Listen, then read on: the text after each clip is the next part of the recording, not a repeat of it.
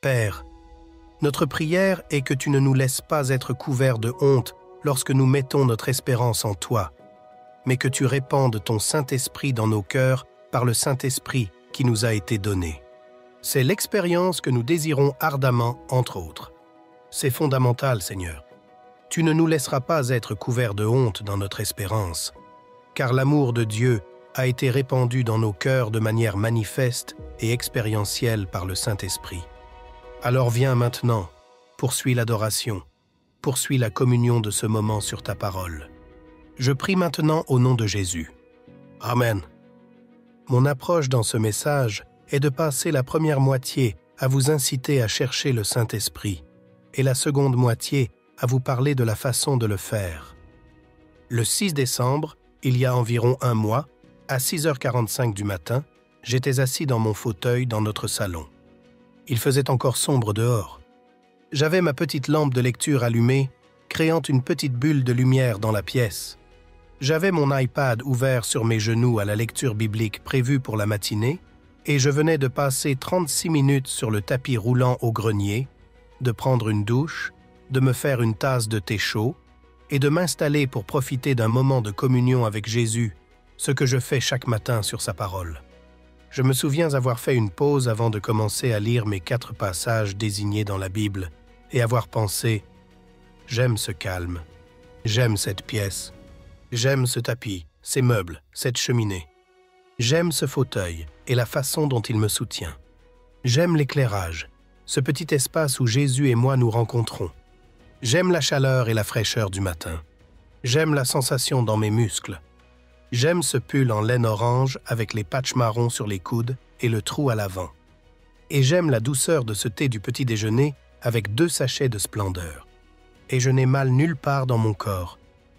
Puis mon esprit a dévié car je lisais le livre Avenue of Spies d'Alex Kershaw sur la résistance française dans le Paris occupé par les nazis pendant la Seconde Guerre mondiale.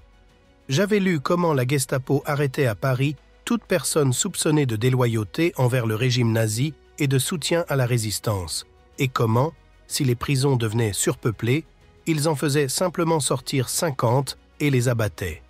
J'ai lu les récits de torture, et j'ai essayé d'y penser dans mon confort exquis, dans mon fauteuil moelleux, dans mon pull en laine, avec mon thé chaud, et ce calme silencieux. Je me suis imaginé être arrêté, dénudé, plongé dans une baignoire d'eau glacée. Et juste au moment où je ne pouvais plus résister à crier, être maintenu sous l'eau jusqu'à ce que j'aspire de l'eau dans mes poumons. Certains ne s'en remettaient jamais, ils mouraient. Et d'autres, sachant cela, se rétablissaient et on leur demandait à nouveau s'ils trahiraient les autres dans la collaboration ou s'ils seraient replongés sous l'eau. Seulement, je m'imaginais non pas à Paris en train de résister aux nazis, mais souffrant pour Jésus dans un environnement hostile. Tout ce que j'avais à faire pour retrouver mon fauteuil, mon thé, ma lumière et dire « Jésus n'est pas mon Seigneur. Jésus n'est pas mon Sauveur et Jésus n'est pas mon trésor. » C'est tout ce que j'avais à faire pour retrouver cet endroit. Et je me suis demandé et j'ai supplié. La raison pour laquelle je me souviens de ce jour précis, c'est parce que j'ai juste supplié « Ô Dieu, donne-moi assez de toi-même. Montre-moi suffisamment le Père et le Fils par la puissance de ton esprit, afin que rien ne me pousse jamais à dire une telle chose. Quoi que je doive affronter, ô Dieu, fais en sorte que cela n'arrive pas, que je ne désire pas si ardemment ce doux moment, au point de le payer au prix du reniement de toi. » Corrie ten Boom est morte en 1983. C'était une chrétienne néerlandaise qui a aidé des Juifs à échapper à l'Allemagne nazie pendant la guerre. Et elle a elle-même été emprisonnée à l'âge de 52 ans dans un camp de concentration. Elle s'était posé la même question lorsqu'elle était petite fille. Vous avez probablement entendu cette histoire. « Papa, dit-elle un jour, j'ai peur de ne jamais être assez forte pour être martyre pour Jésus-Christ. »« Dis-moi, répondit sagement son père, quand tu prends le train de Haarlem à Amsterdam, quand est-ce que je te donne l'argent pour le billet? 3 semaines à l'avance? »« Non, papa. Tu me donnes l'argent pour le billet juste avant que nous montions dans le train. »« C'est exact, répliqua-t-il. Et il en va de même avec la force de Dieu. Notre sage Père Céleste sait quand tu auras besoin des choses aussi. Aujourd'hui, tu n'as pas besoin de la force d'être martyr. Mais dès que tu seras appelé à l'honneur de faire face à la mort pour Jésus, il te fournira la force dont tu as besoin juste à temps. J'ai trouvé un grand réconfort dans les conseils de mon père, a confié Cory à son auditoire. Plus tard, j'ai dû souffrir pour Jésus dans un camp de concentration nazi. Il m'a effectivement donné tout le courage et la force dont j'avais besoin.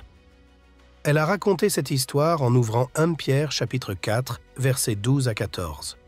Si vous avez une Bible, je vous invite à y aller avec moi, car c'est de là que viennent la plupart de mes réflexions. 1 Pierre chapitre 4, versets 12 à 14, c'est l'une des promesses les plus précieuses concernant le Saint-Esprit dans nos vies et l'une des plus grandes incitations, je l'espère et je prie, à le chercher de tout notre cœur. Alors allons-y ensemble. J'ai souvent puisé du réconfort dans ce texte, à savoir que le Saint-Esprit reposerait sur moi d'une manière telle que ce qui semblait impossible assis dans mon fauteuil serait possible même à 72 ans. Soudainement, peut-être miraculeusement. Lisons donc. Bien-aimés, ne soyez pas surpris, comme d'une chose étrange qui vous arrive, de la fournaise qui est au milieu de vous pour vous éprouver. Réjouissez-vous, au contraire, de la part que vous avez aux souffrances de Christ, afin que vous soyez aussi dans la joie et dans l'allégresse lorsque sa gloire apparaîtra. Si vous êtes outragés pour le nom de Christ, que ce soit seulement une insulte, le feu ou la glace, vous êtes heureux, car l'Esprit de gloire, l'Esprit de Dieu, repose sur vous. Cela peut être une expérience répétée dans votre vie, ou ce peut être l'ultime œuvre du Saint-Esprit avant votre mort. La manifestation finale de la puissance du Saint-Esprit qui exalte Christ dans votre vie. L'Esprit de gloire et de Dieu repose sur vous pendant que vous endurez vos ultimes souffrances. Si vous êtes insulté à cause du nom de Christ, si vous êtes blâmé, réprimandé, déshonoré, plongé sous l'eau glacée, exposé aux flammes, vous êtes bénis, car Dieu va se manifester. L'Esprit de gloire et de Dieu repose sur vous. L'Esprit de gloire et de Dieu repose sur vous. Maintenant, si vous êtes enclin à penser en lisant cela que cela ne s'applique qu'aux souffrances de la persécution, pas au cancer, je ne pense pas que ce soit juste. C'est bien sûr le contexte immédiat, mais réfléchissez-y. Quand vous êtes dans les affres finales du cancer, ou que vous vous dirigez vers la mort avec un cancer et que vous décidez, dans le cancer et à travers lui, de souffrir en tant que chrétien, de magnifier le nom de Jésus, vous vivez la même chose qu'une personne persécutée pour la justice. En quoi sont-ils essentiellement différents? La question devant votre âme n'est pas fondamentalement différente. Que ce soit la persécution ou le cancer, voici la question. Vais-je me retourner contre Jésus avec colère ou vais-je lui faire confiance? C'est le même problème. Les mêmes principes sont en jeu. Vais-je lui faire confiance ou devenir en colère et désespéré de la façon dont il me traite ou me laisse être traité en tant que sauveur souverain qui pourrait faire autrement? Si vous recevez votre souffrance avec la prière et l'espoir de magnifier Christ en elle, que ce soit la persécution ou le cancer, vous souffrirez en tant que chrétien. Et cette promesse sera vraie pour vous. À l'heure de l'épreuve, la question vous sera jetée au visage. Où est ton Dieu? Il ne peut pas arrêter cette persécution? Il ne peut pas arrêter ce cancer? À quoi sert-il? Où est-il? Et selon ce texte, la réponse que Dieu lui-même vous donnera est « Je suis ici, reposant sur toi dans ton agonie, avec gloire et Dieu ». Ce que nous ressentirons à ce moment-là, la honte, la dégradation, la misère, le moment absolument non romantique. Ce que nous ressentirons sera la chose la plus éloignée imaginable de la gloire. Ça n'aura pas l'air glorieux. Ça ne ressemblera pas à de la gloire. La croix n'avait pas l'air glorieuse. Ce n'est pas glorieux. C'est affreux.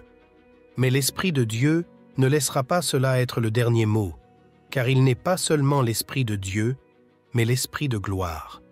Verset 14 à nouveau, l'Esprit de gloire et de Dieu repose sur vous. C'est ce sur quoi vous pouvez compter en tant qu'enfant de Dieu. Que fait-il quand il vient? J'ai 7 choses.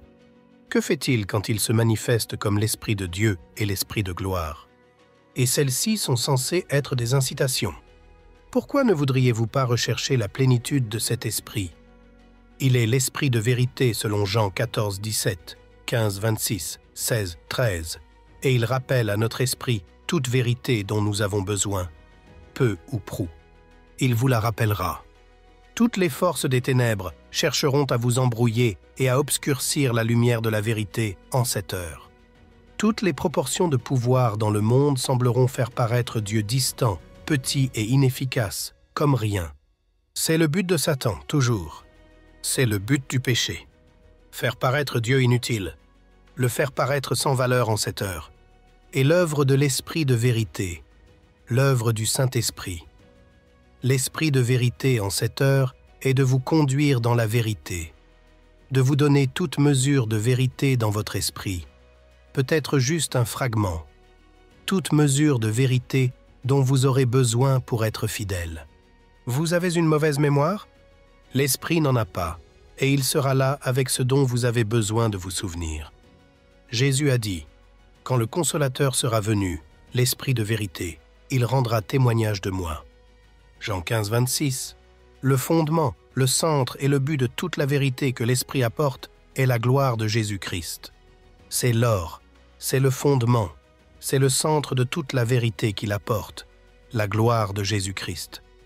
La grandeur, l'excellence, la beauté de Jésus.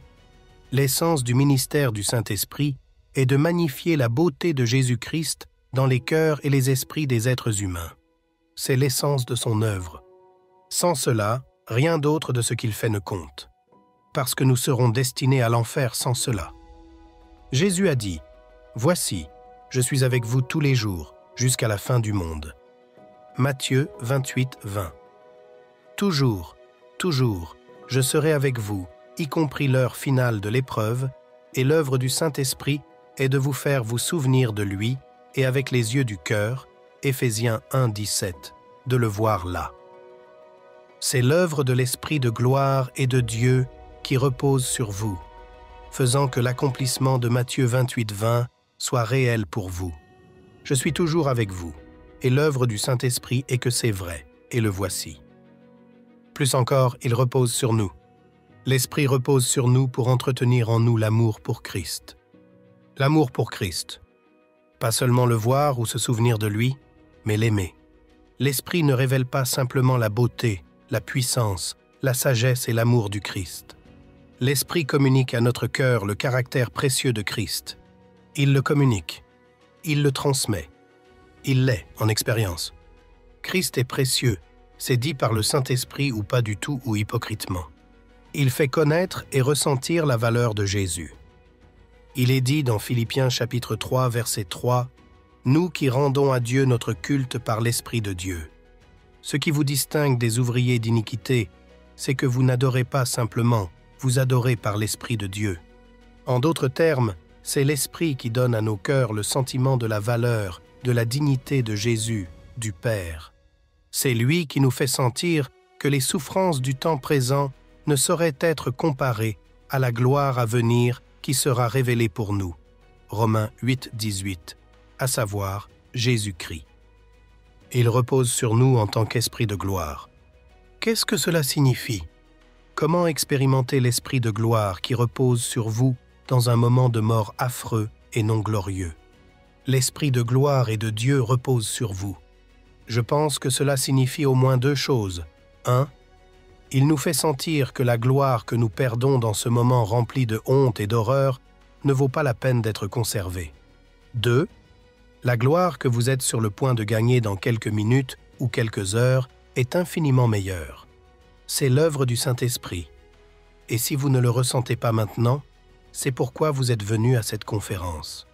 Notre prière est que vous puissiez le goûter ici et croître dans la confiance que chaque fois que vous aurez besoin de le goûter pleinement, vous le ferez, et que cela vous mette sur la voie de rechercher sa plénitude jusqu'au jour de votre mort ou de la venue de Jésus.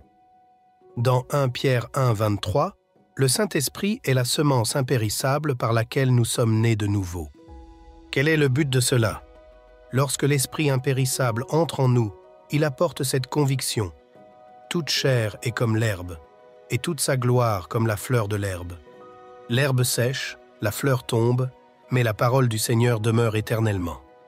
1 Pierre 1, 24-25.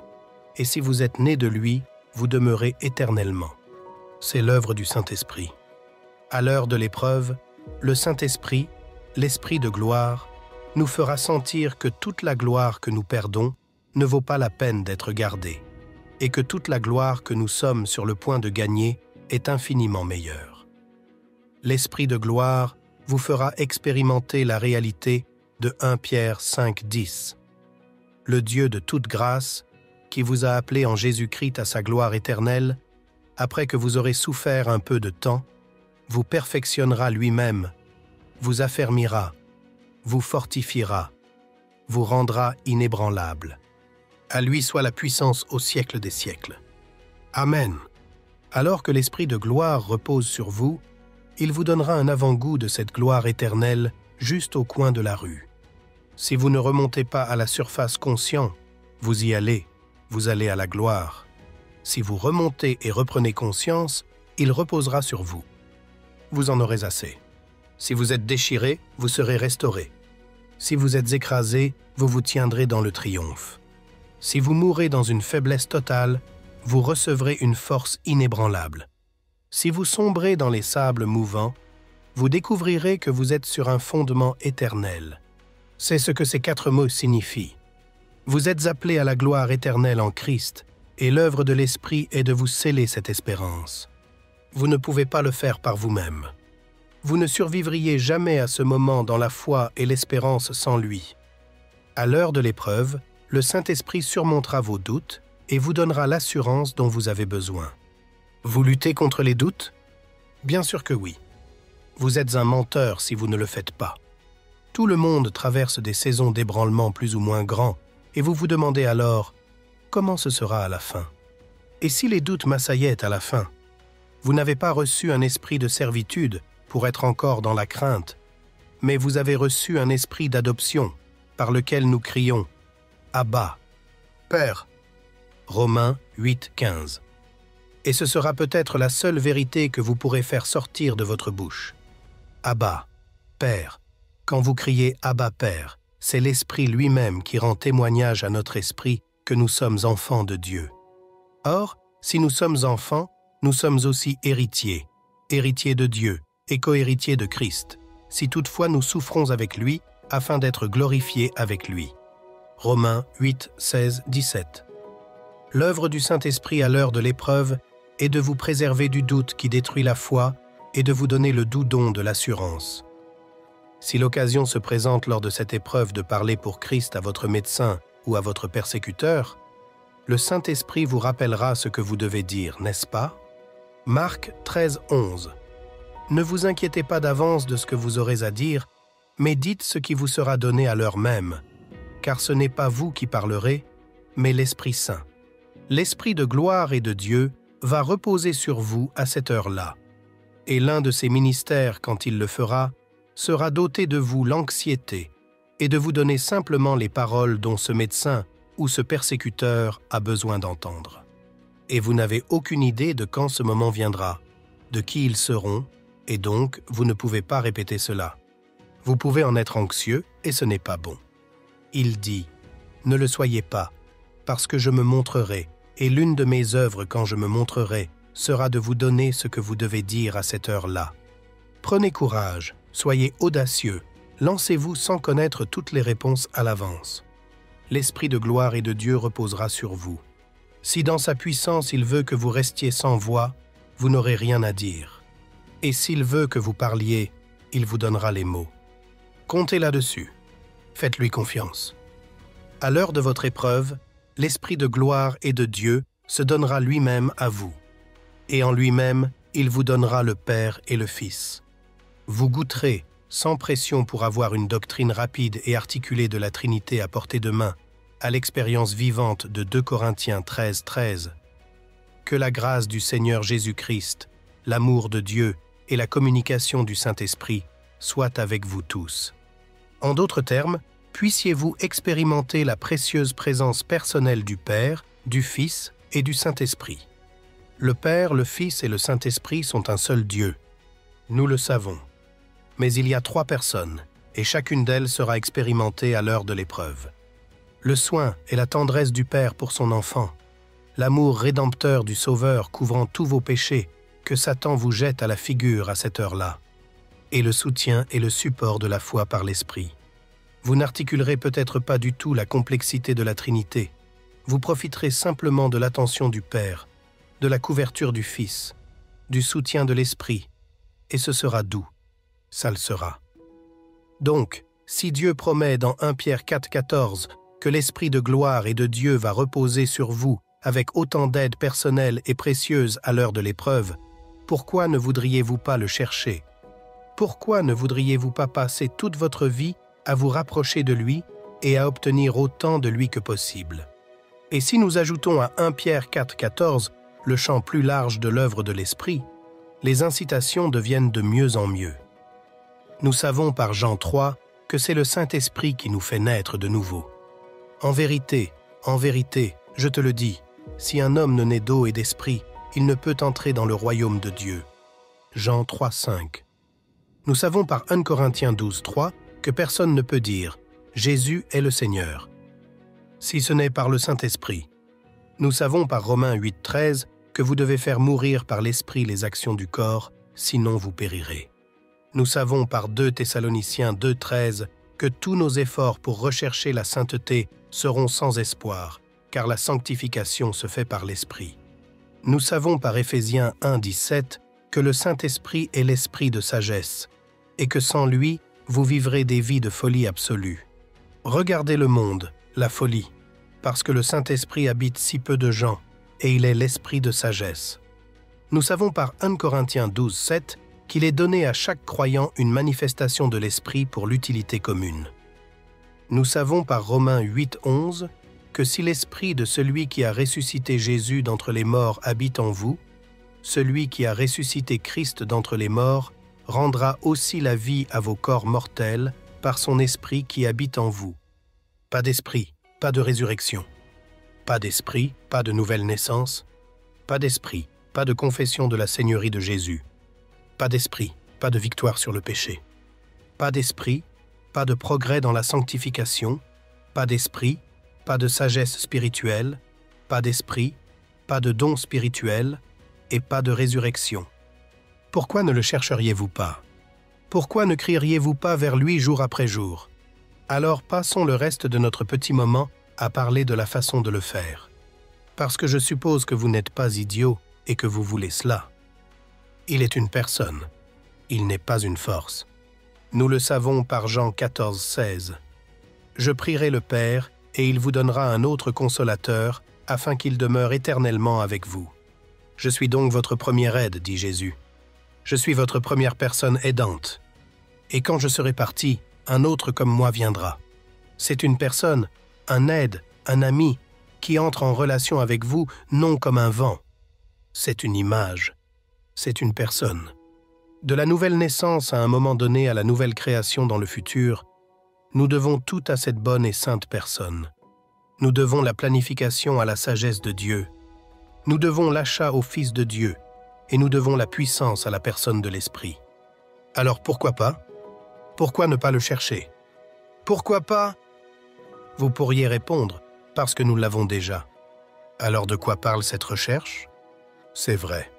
Romains 8,9 dit « Pour vous, vous ne vivez pas selon la chair, mais selon l'Esprit, si du moins l'Esprit de Dieu habite en vous. Si quelqu'un n'a pas l'Esprit de Christ, il ne lui appartient pas. Vous n'avez pas l'Esprit, vous n'êtes pas un croyant. Mais c'est vrai aussi de la foi. Vous n'avez pas la foi, vous n'êtes pas un croyant. Et Jésus a dit, gens de peu de foi. Donc, même si le Saint-Esprit n'est pas en partie, en morceaux comme si j'en avais 4 et vous 6 morceaux de l'Esprit, même si l'Esprit ne vient pas en morceaux, l'expérience de lui, oui. C'est partiel. C'est toujours partiel dans cette vie, même quand c'est vécu comme une plénitude. Mais Paul dit, Éphésiens 5,18, « Ne vous enivrez pas de vin, c'est de la débauche. Soyez au contraire remplis de l'Esprit. » Il dit cela probablement parce que nous ne le sommes pas d'habitude. Soyez remplis. Soyez remplis, conférence des pasteurs de Bethléem. Soyez remplis du Saint-Esprit et le commandement qui se déverse sur vous dans cette conférence. soyez remplis du Saint-Esprit. Cherchez cela. Cherchez cela, soyez remplis de l'Esprit. Il ne vient pas en morceaux, mais votre expérience de lui vient fragmentée. Et vous voulez que tous les fragments soient rassemblés en une grande plénitude complète. C'est ce que Paul veut pour vous. Que tout ce que l'Esprit peut être pour vous, il l'est pour vous. Vous le cherchez. Ne l'éteignez pas. Ne l'attristez pas. L'expérience. Ne l'éteignez pas et ne l'attristez pas car il veut venir en plénitude. Voici donc ma question. Comment faire cela? Je vous donnerai 4 étapes. Méditez sur ce que Dieu a dit dans ses Écritures inspirées par l'Esprit. Dieu a établi, si cela vous semble simple et routinier, Dieu a établi un lien vivifiant entre son Esprit et sa parole. Vous ne faites pas en sorte que cela se produise. C'est le dessein de Dieu. Essayez ce verset et passez une vie à y réfléchir. Jean 6, 63. C'est l'Esprit qui vivifie. La chair ne sert de rien. Les paroles que je vous ai dites sont esprit et vie. Quoi? Les paroles sont esprit et vie. Vous le voulez? Écoutez. Vous voulez goûter? Écoutez. Vous voulez vivre? Écoutez.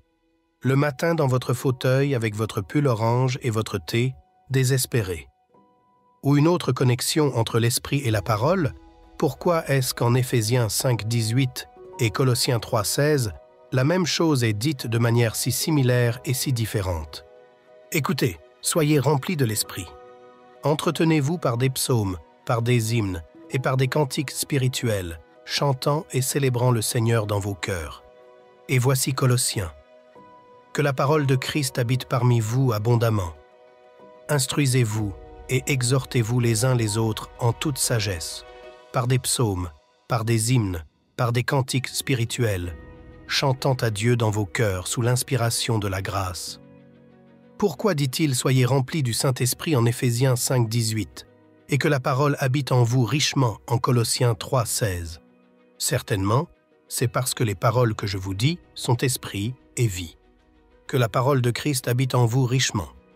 Soyez remplis du Saint-Esprit. Il y a là plus que ce que chacun de nous peut discerner ou dont nous pouvons sonder les profondeurs. Ne le traitez pas comme une routine. Oh, la lecture dérange. Vous parlez d'un miracle extraordinaire. Cherchez-le en croyant ce que vous entendez dans la parole. Je vais développer Galates 3.5 dans mon prochain message mercredi matin beaucoup plus complètement, mais laissez-moi juste vous y diriger. Je pense que c'est l'un des passages les plus importants sur l'esprit dans toute la Bible. Galates 3.5. Celui qui vous accorde l'esprit et qui opère des miracles parmi vous, le fait-il donc par les œuvres de la loi ou par la foi en la prédication? C'est une déclaration importante. Et bien sûr, la réponse est non. Non. Non. Non. Vous ne manipulez pas cet esprit et ne l'amenez pas à être accordé et à opérer des miracles par les œuvres de la loi. Non. Non. Non. Non. Non. Vous écoutez et vous croyez. Vous écoutez et vous croyez.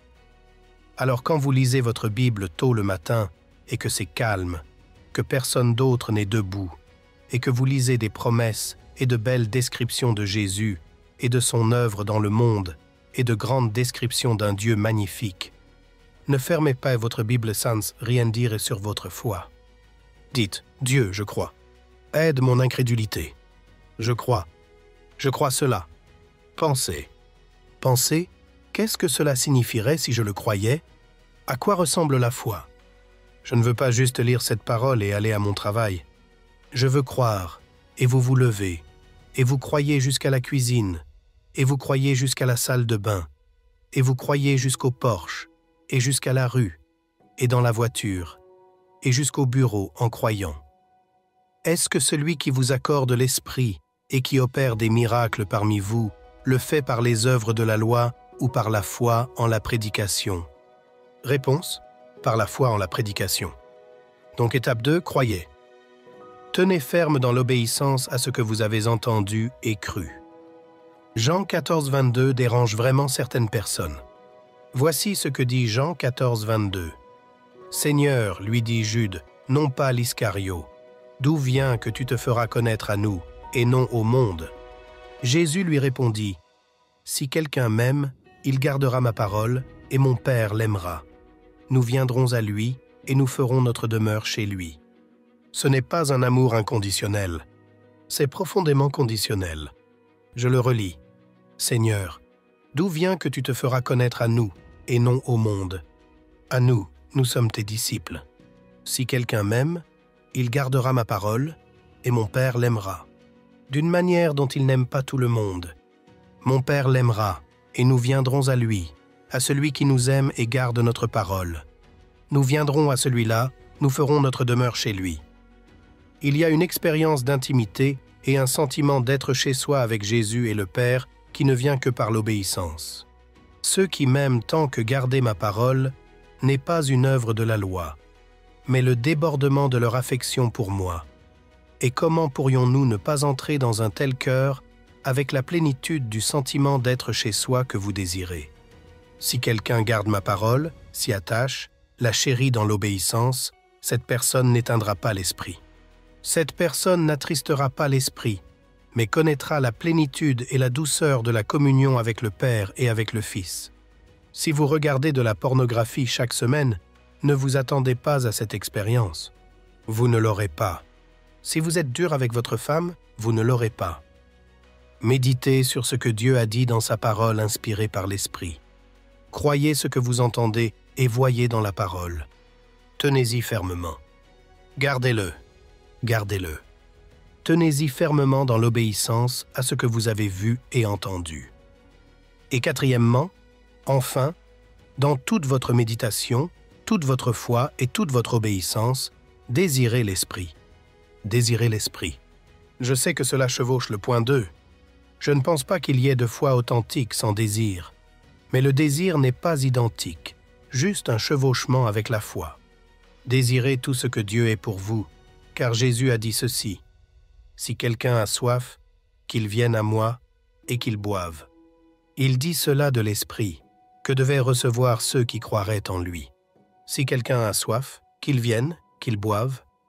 Vous ne viendrez pas boire si vous n'avez pas soif, si vous ne désirez pas, si vous ne vous penchez pas et ne languissez pas. Je veux boire à cette fontaine. Je veux boire si profondément à cette fontaine que je connais l'expérience de la plénitude à cette fontaine. Si quelqu'un a soif, qu'il vienne à moi et qu'il boive. Il dit cela de l'Esprit. Comme une biche soupire après des courants d'eau, ainsi mon âme soupire après toi, ô Dieu. Mon âme a soif de Dieu, du Dieu vivant. Psaume 42, 2, 3. Ô Dieu, tu es mon Dieu, je te cherche. Mon âme a soif de toi, mon corps soupire après toi, dans une terre aride, desséchée, sans eau. Psaume 63, 2. Pouvez-vous dire cela? Si vous ne pouvez pas, alors priez pour pouvoir le faire. Priez pour que cela se produise à cette conférence. Vous êtes venu ici sans la capacité d'avoir soif. C'est vraiment dangereux dans le ministère.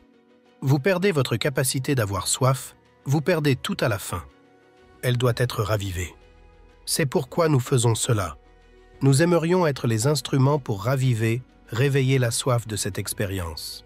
Mon âme a soif de toi, mon corps soupire après toi, dans une terre aride, desséchée, sans eau. Donc sa promesse pour votre épreuve finale, l'Esprit de gloire et de Dieu reposera sur vous, se révélera valoir plus que tout l'argent du monde à cette heure-là. Vous ne vous soucierez pas de l'état de votre portefeuille d'actions quand ils vous pousseront sous l'eau. Vous regretterez seulement de ne pas l'avoir mieux connu. Vous ne l'avez pas cherché davantage. Cherchez-le. Cherchez-le dans cette conférence. Cherchez-le maintenant alors que nous terminons. Cherchez-le dans votre chambre d'hôtel, demandez. N'aimez-vous pas la version de Luc de cette parole? Demandez et l'on vous donnera, cherchez et vous trouverez, frappez et l'on vous ouvrira. Car quiconque demande reçoit, celui qui cherche trouve, et l'on ouvre à celui qui frappe. Quel est celui d'entre vous qui donnera une pierre à son fils s'il lui demande du pain? Ou, s'il demande un poisson, lui donnera-t-il un serpent? Si donc, méchant comme vous l'êtes, Luc 11, 9, 13. N'aimez-vous pas la façon dont Jésus était direct avec ses disciples?